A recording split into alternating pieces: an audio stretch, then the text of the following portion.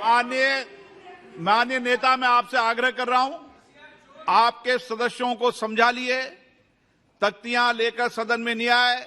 आपने कहा था कि हम बहिष्कार करेंगे, तो आप अपनी बात पर कायम रहें। पिछले 3 दिन से कर रहा था साहब। हम लोग का डिमांड है जेपीसी को करने के लिए, जेपीसी डालने के लिए, और जेपीसी नहीं डाल रहे थे साहब। अभी हम लोग जो है ना प्रधानमंत्री जी का सामने भी हम लोग को जो मुद्दा को रखना चाहता था, आपका सामने भी रखा है और हाउस का सामने भी रखा है। अभी हम लोग जो है ना सर इस बात से जो है ना हम लोग वॉकआउट कर रहे हैं। ओके,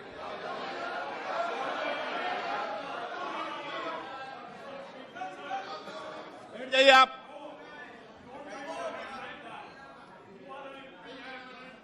ओके, माननीय प्रधानमंत्री जी।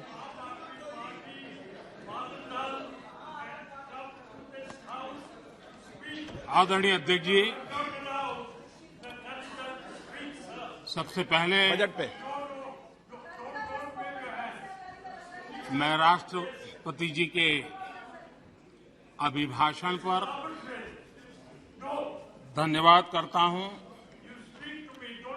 और ये मेरा सौभाग्य रहा है कि मुझे पहले भी कई बार राष्ट्रपति जी के अभिभाषण पर धन्यवाद करने का अवसर मिला है।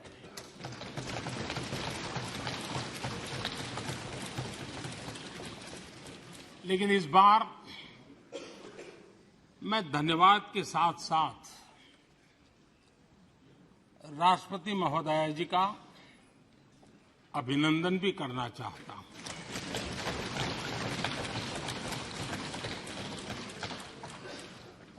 अपने विजनरी भाषण में राष्ट्रपति जी ने हम सबको और करोड़ों देशवासियों को मार्गदर्शन किया है। गणतंत्र के मुखिया के रूप में उनकी उपस्थिति ऐतिहासिक भी है और देश की कोटि-कोटि बहन बेटियों के लिए बहुत बड़ा प्रेरणा का अवसर भी। आदरणीय राष्ट्रपति महोदया ने आदिवासी समाज का गौरव तो बढ़ाया ही है, लेकिन आज आजादी के इतने सालों के बाद आदिवासी समाज में जो गौरव की अनुभूति हो रही है, उनका जो आत्मविश्वास बढ़ा है,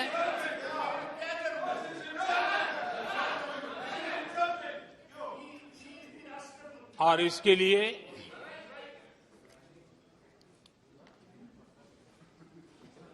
ये सदन भी और देश भी उनका आभारी हूं। राष्ट्रपति जी के भाषण में संकल्प से सिद्धि तक की यात्रा का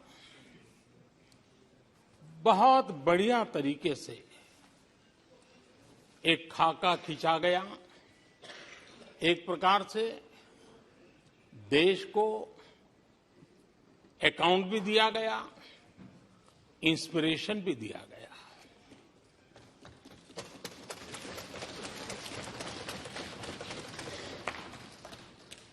आदरणीय अध्यक्ष जी, यहां पर सभी माननीय सदस्यों ने इस चर्चा में हिस्सा लिया। हर किसी ने अपने अपने आंकड़े दिए, अपने अपने तर्क दिए, और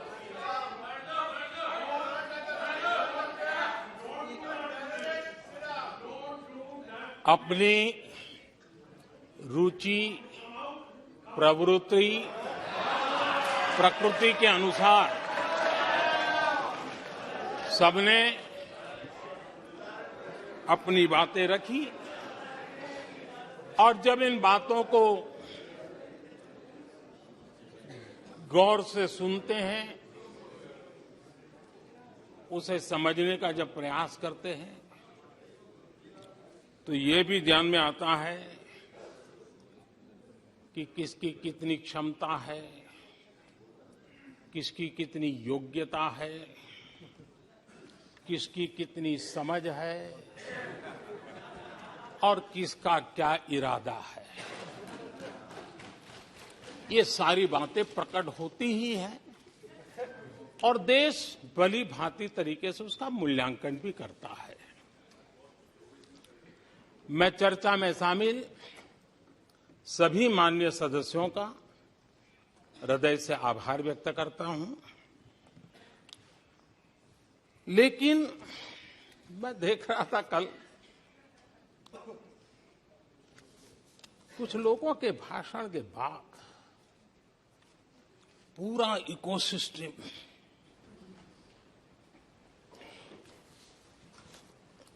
समर्थक उछल रहे थे और खुश होकर के कहने लगे, ये हुई है। मैं अंतिम बार बोल रहा हूं, आप सीट पर बैठे बैठे नहीं बोले, आप वरिष्ठ सदस्य हैं और कोई शब्दों को नहीं, गलत। आप चुप रहिए। नो नो,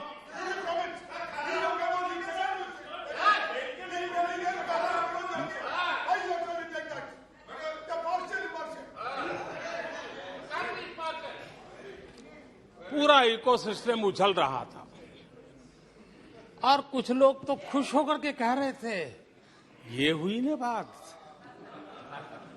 बड़ा, शायद नींद भी अच्छी आई होगी, शायद आज उठ भी नहीं पाए होंगे।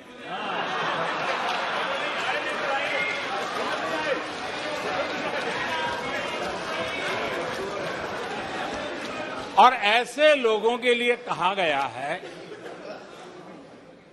बहुत अच्छे ढंग से कहा गया है, ये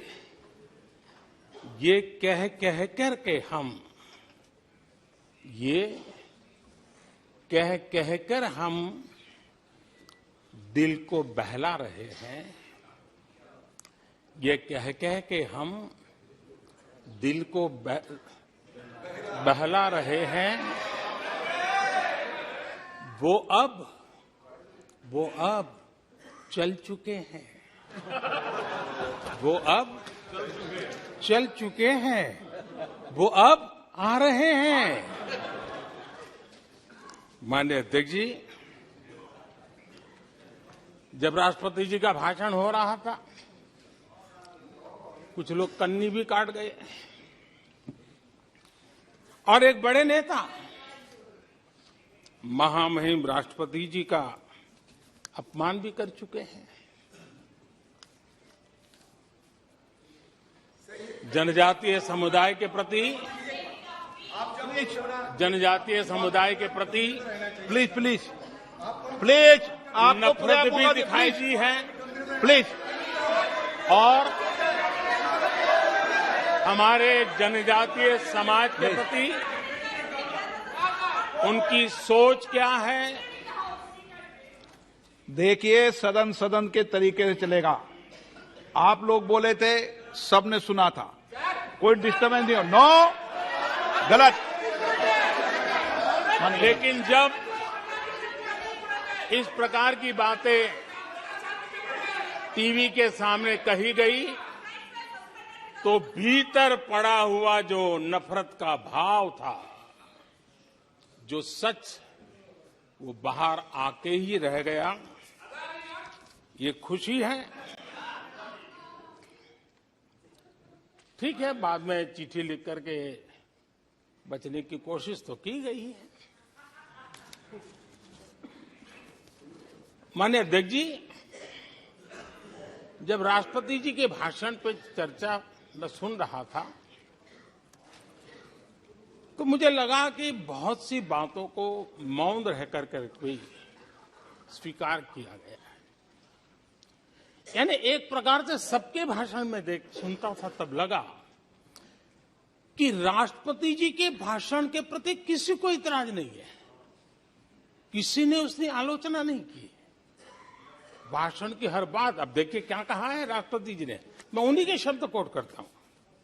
राष्ट्रपति जी ने अपने भाषण में कहा था, जो भारत कभी अपनी अधिकांश समस्याओं के समाधान के लिए दूसरों पर निर्भर था, वही आज